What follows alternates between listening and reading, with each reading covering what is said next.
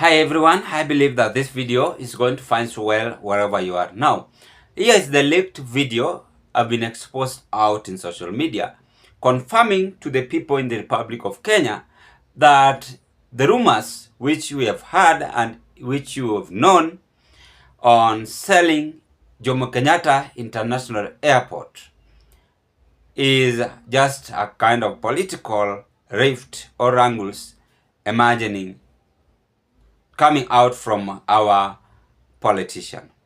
But the truth of the matter is that there is no any other details exposing or telling us that Jomo Kenyatta International Airport have been sold.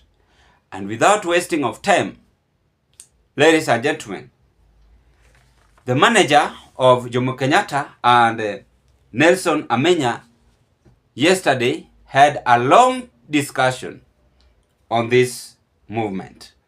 And I can also clearly confirm that the deal is not true. And let's listen to this video clip. Then I'm going to pick 1 or 2, 3 points. Then I conclude as much as I can. Nelson, you can tell us the process, the petition imefikia wapi bwana? We are losing our assets as a nation. Tumefikia wapi? Thank you, Amerix, for this space. So I will just give a short update on this JKIA process that we began with Wakili Makano. I was hoping he will be here, but since he's not here, so we sent a demand letter to them asking them to make available all the documents of this deal that it's just a takeover of JKI. There's nothing like PPP on this deal. And we've given them 7 days, so it will elapse sometime this coming week, and we will serve them with a petition, which we are currently working on. So the petition is basically to stop this process because it's illegal. They haven't followed the PPP Act, and they have contravened so many laws in the constitution, and this thing should not be going on. And I was speaking to Wakili Makanu today, and he was very positive that we will stop them at their game. So I just want to give also an update on the information I've received regarding this JKIA heist. And one of the key info that I received was about a company by the name ALG Consulting Group. So ALG is a company contracted by KIA. And as you know, consulting groups are basically companies that are contracted by organizations to help them in deal making and things like this, just to conduct maybe feasibility study. So ALG came in and was actually paid in advance 160 million. I posted on my timeline, if you go and you will see.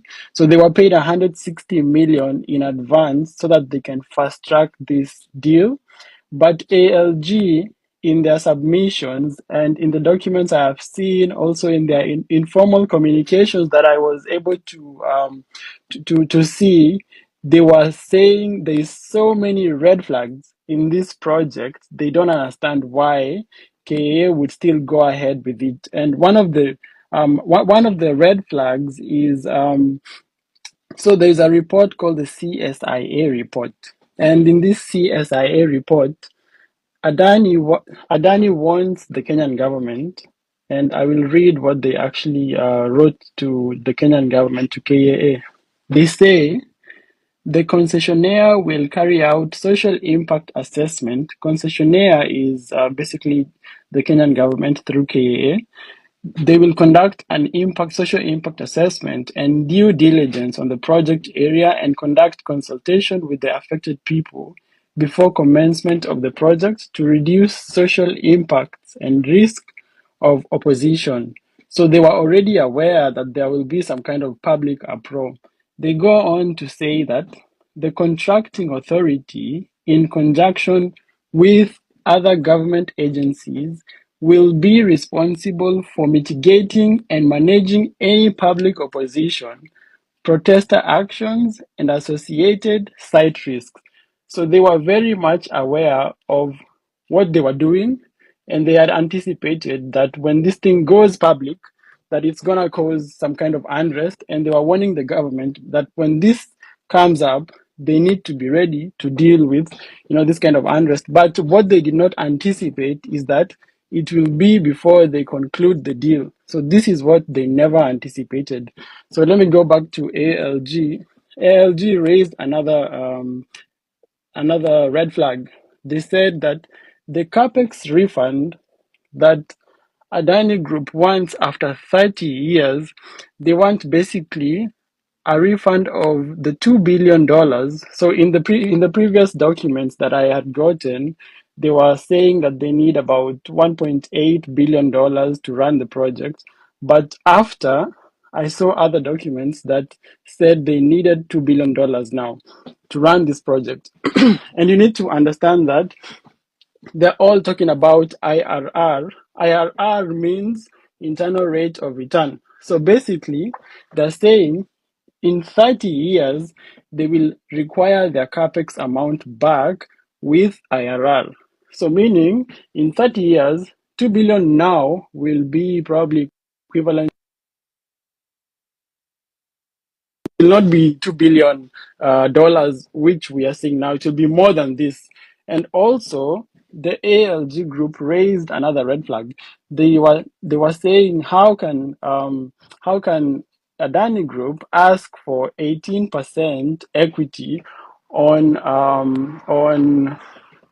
this project for JKIA. And they also said that on normal circumstances, people charge maybe 8 to 15%. Actually, it's 21%, but in the report, they had toned it down to 18%. So it doesn't really make sense why Adani would say they want 18% of JKIA after 30 years. Basically, in normal circumstances, it's either between 8 to 15% equity based on the negotiations. And the last thing I want to say is that in the ALG final report, the feasibility report, they raised a major issue on the procurement process. And I will just read what they highlighted. In Hello, accordance Nelson. with, yeah, Just a minute. yes, You can Edgar. hold on your submission. I need the PS to complete whatever she was saying so that she can leave, and Okay. then you can continue from there. So kindly, Madam PS. Can someone go ahead? Yes, Um, Edgar, okay. perhaps I Um, can. My name is Mahanu, and just to give my contribution, I was supposed to pick up from where Nelson had highlighted a few issues concerning the JKIA takeover case. I wouldn't want to belabor myself and go over the issues that he had already mentioned. But what people need to understand is that whereas we're being told that there's a company from India that has been contracted to upgrade and develop our national airport, what is really happening is a complete takeover. And I will summarize it very briefly so that everybody understands. What is happening right now is that a PIP a model of renovating and developing the airport has been submitted and has been approved. Now, the reason why we have a PIP model on major projects that involve governments is because there is always that special need to exploit or to explore that option, because direct competitive bidding does not offer the options. That means you explore this option in a case of a uniqueness that is contained in. Now, the reason why I call it a takeover and not a leasing per se, as it has been painted, is because the funding of this project is going to cost about when the proposal was put forth, they said that it's going to cost about 2.047 USD billion dollars. But after the evaluation committee, they reviewed that amount to 2.05 USD billion dollars, which means they increased the amount. But let me even shock you. Whereas they say that this is a public-private initiative, the whole project is being funded from the current revenue that is being earned by JKIA up to a tune of 53%. Now, they say that they are going to run the project for 30 years, after which they are supposed to hand over. You see, the model they're trying to paint is like that one that we've seen working with the expressway, whereby a private investor comes in, does an infrastructure or a project, manages it, recovers their initial capital, then hands over the project to the government. But what is happening here? This company is not putting even a single shilling into this company. And this is how they are doing it. 53% is being funded by the current revenue earned by JKIA. Then 33% is going to be funded by a loan which they want to take using the title deed of the land that is owned by JKIA. And then they are telling us that 14% is going to be funded by an investor. And we all know, I'm sure you can all understand that if someone in the Kenyan context talks of an investor, we know what that means. But more shocking is this. At the end of the process of the 30 years, when they have recovered their 2 billion, which they have allegedly invested at this point, they are supposed to be paid again 2 billion at the end of the 30 years. So which means they allegedly put in 2 billion, which in the real sense they never put it. And at the end of it, they're going to recover 2 billion US dollars in a span of 30 years. Then at the end of the 30 years, they will demand again to be paid 2 billion. So that's 4 billion US dollars. Then they will own a lifetime stake of 21%. So clearly you can see this is someone that is domiciled in this country trying to secure their financial freedom for their children and perhaps the fourth generations to come. So it is a very serious issue that everybody needs to keep on looking at it. We are compiling the petition, and by next week we should have filed the petition, and we'll keep on sharing and updating Kenyans the status of the petition. Obviously, by the look of the materials that have been placed before me, it is highly likely that the court is going to stop the whole process so that a complete audit can be done and Kenyans can understand. And so, Kenyans, this is just but one of the issues that is happening in one of the parastatos. So, as a way forward, we also need to start demanding for a cleanup of most of the state corporations in this country. And that's where actually the problem is, because government offers services to Kenyans through state corporations. Recently, I saw the cabinet secretaries being fired and then being rehired again. What we need to understand is that based on our constitution, most of these cabinet ministers, cabinet secretaries, much as they have a lot of power, as it can be seen from where we sit, the chief accounting officers of most ministries are permanent secretary, principal secretaries. Now, you've listened to that video or you've watched that video. I know one thing, you will rush to quick judgment by saying that this is just a photo designation or a video designation. That is the nature of Africans.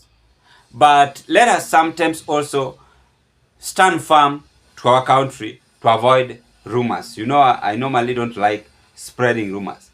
But there was a details, there was rumors that Jomo Kenyatta International Airport had been sold to, let me just read this in company, to Indian company, about $2 billion. That was the details. Like it was being exposed in social media. But you see, this man is coming out, the two gentlemen, yes, it was India company, Adani Group. Adani Group. But this could have been also the worst thing to be seen happening in Kenya Kwanza administration. But let us just check first the consequences on selling the airport. Imagine wewe umeamka asubuhi na mapema umepata Kenya imeuzwa. Tuachana hata na airport. Utaanza wapi na utamalizia wapi? The first person you are going to blame is none other than the president himself. And maybe president amejificha ashaenda overseas country. No, tuachane na hizi mambo tudogo by the way. It doesn't make sense at all. That is why today I decided to search this issue. Why are these people saying that tumeuza Jomo Kenyatta International Airport? Kama wangeanza na Jomo Kenyatta, hata kama walikuwa wanataka kuuza airport, wangeanza hata na Wilson. I know why I'm saying that. Ama wangeenda hata ya Eldoret, ya Moi, ndio wangeuza. Lakini si Jomo Kenyatta. Guys, let us just relax. Our country is on a better situation. The problem affecting our country is that President Ruto are having weak leaders. That is what I can say. Weak leaders from the CS up to the MCS. And not only, let us not blame even Ruto's administration, is that we are having weak leaders as a country. I'm sorry to say that. They never have that mentality. Not all of them. By the way, some of them try. But some only wameweka corruption mbele. Ile tamaa. Oh, tufanye hivi. Hiyo ndio wako nayo. But that video is confirming to us that there is no looming out the JKIA was sold at this price, at this amount. That is what I can also have confirmed after watching that video from Nelson Amenya, and he was speaking one by one with the Jomo Kenyatta International Airport manager. And I want to appreciate them so much for confirming to us that airport, the international airport, is safe. If you want to confirm, you can as well still proceed and confirm you guys as well.